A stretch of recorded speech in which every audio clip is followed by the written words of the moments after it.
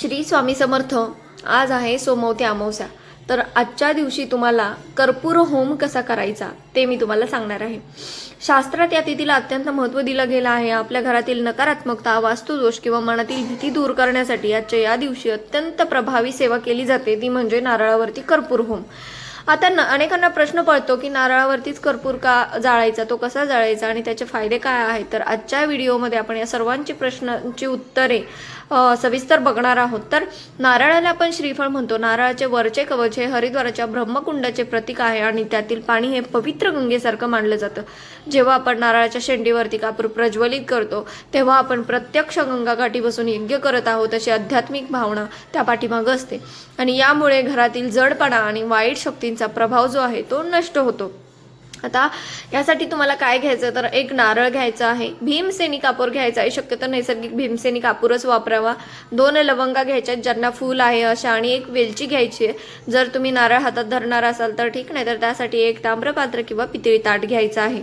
सर्वात आधी तुम्हाला काय करायचं आहे की ताट जर घेतलं असेल तर त्याच्यामध्ये नारळ ठेवा, नाहीतर तो हातामध्ये घ्या.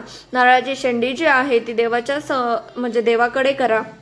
नारळाच्या शेंडीवरती भीमसेनी कापराची वडी ठेवा, त्यावरती 2 लवंगा आणि एक वेलची अर्पण करा. आता आपल्या कुलदेवतेचे किंवा श्री स्वामी समर्थ महाराजांचे स्मरण करून कापूर प्रज्वलित करायचा आहे. तुम्हाला यामध्ये 7 कापराच्या वड्या जाळायच्या आहेत. कापूर जळत असताना ते पात्र हातात धरा किंवा तो नारळ हातात धरा. संपूर्ण घरात घड्याळाच्या काटेच्या दिशेने तो फिरवा. घराच्या प्रत्येक कोपऱ्यात हा धूर पोहोचू द्या. सेवा पूर्ण झाल्यावरती ते पात्र किंवा तो नारळ घेऊन तुम्हाला तसंच देवघरात बसायचं आहे आणि तो कापूर पूर्ण विजेपर्यंत तिथे बसूनच तुम्हाला नामस्मरण करायचं आहे. आता एकाच नारळावरती तुम्ही रोज किंवा दर अमावस्येला सेवा करू शकता. जोपर्यंत नारळातील पाणी आटत नाही किंवा तो नारळ दडकत नाही तोपर्यंत तोच नारळ वापरावा. जर नारळ बदलायचाच असेल तर तुम्ही दर पौर्णिमेला किंवा दर अमावस्येला तो नारळ बदलू शकता.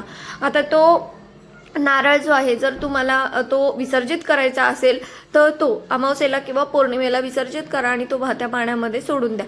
ही सेवा सूर्यास्तानंतर करणं अत्यंत प्रभावशाली ठरतं, म्हणजे संध्याकाळच्या वेळी.